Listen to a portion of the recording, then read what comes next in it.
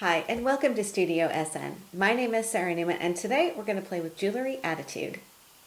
Jewelry Attitude is a transparent printable film sheet that you can personalize, and then you can put on a ton of different surfaces. And the most popular way to use it is with photos and words that you print onto your inkjet printer. And I don't happen to have an inkjet printer, but what I do have is ink. So I thought I would do a little twist on the Jewelry Attitude, and instead of printing onto it, that I would do some inking techniques. So you can see on my background area here, this shiny section right here is a piece of Jewelry Attitude film that has been inked and then glued onto text background paper. So I've got a couple of different layers going on here, and it's super easy to do.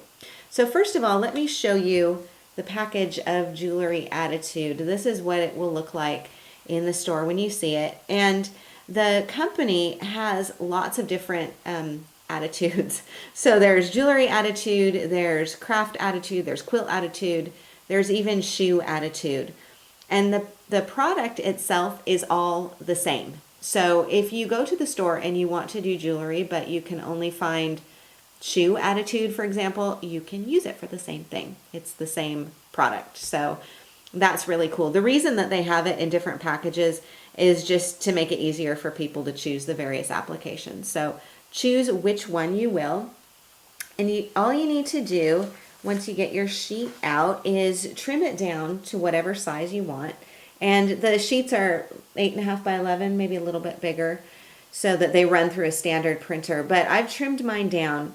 And then I'm going to get out my Distress inks. And the three I'm using are Squeeze Lemonade, Peacock Feathers, and Barn Door. I'm also going to get out my trusty little brayer.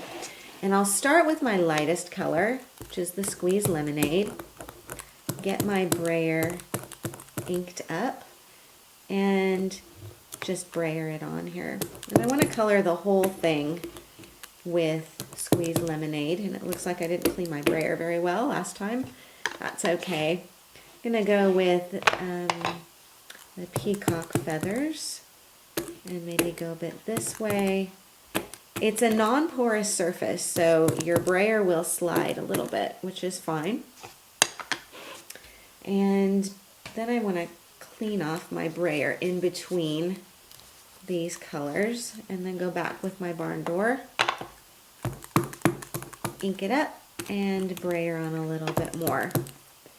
Now that I have my piece all brayered and colored as much as I want, and I can go back and add more color if I want to, then I need to let this dry. And you need to let it dry for a couple of hours. So I usually do a bunch of pieces all in one go, and then I have something to work with the next day, let it sit overnight or for at least for a couple of hours.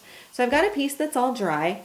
And I've also got my piece of text paper to layer this onto. And I painted this with a white acrylic paint just so that it tones down some of that text paper. Because you can see that this film, once I'm ready to use it, you just peel it off.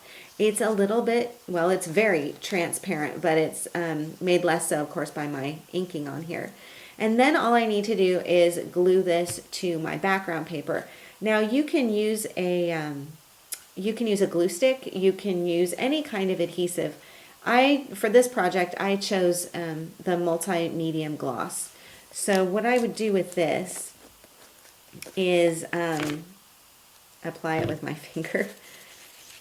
And I like to apply it with my finger rather than a brush, because this way I can get a nice, thin, even coverage. You don't need a lot. Sometimes with glue, people think, oh, you need to have a lot, so you really need to overload it. And that's where you get lots of air bubbles and wrinkles and things. So then I'm just going to peel this off the background or the backing sheet. Now you don't want to tug on it because it can stretch. I mean, it is a film, so you can see it's translucent. And then I'll just put this down onto my background piece and smooth it down. And then I just need to let this dry. And this does not take very long at all to dry. But then I've got my background. So I've got a really nice piece all ready to use for my card or my collage. You can also use craft punches with this, so you can punch this into shapes. You can cut it. You can do a lot of different methods with this. Now another accent on my card was a little Scrabble tile embellishment. And what I had done with this, same technique, put a little bit of the multi-medium on here. Again, just a thin layer onto the letter side of my Scrabble tile. And then I've got this strip, this cut-off strip of my Jewelry Attitude. And you can take a square punch if it makes it easier to determine which portion of this you want to use. This is a 7/8 square punch, and so it makes it easy to gauge about how much you want to show on your tile, and then you don't have such a big piece kind of flopping over the sides. So then you just need to again pull off the layer and put it down, and then you can kind of slide it around a little bit till you've got the positioning perfect on there. With these, I tend to flip them over and press them down to really get them well adhered. But then you've got your tile, and then you can just kind of turn it over and trim off the extra bits on the other side of that. So let me bring back in my finished card once again and just talk to you a little bit more about what I've done on here. I trimmed around the outside edge of that piece of book text paper, and then matted it onto plain cardstock, wrapped around with the ribbon. I stamped these letters, and the letters are from a set from hot off the press, and this is the Artsy ABCs. So they're all individual letters, and I just stamped those all on there so that it would spell out enjoy, and then this is simply glued on. Before I glued that Scrabble tile letter on, I went around the outside edge with a gold metallic pen just to give it a nice finishing edge, and then put the whole thing down onto the front of my card with some additional cardstock strips on here.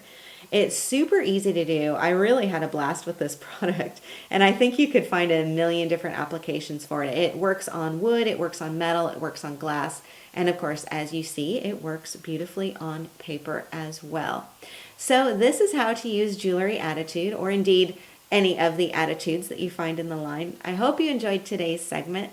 Thanks so much for watching. Please do stop by my website for more inspiration at saranaumann.com. Thanks again, and I will see you next time.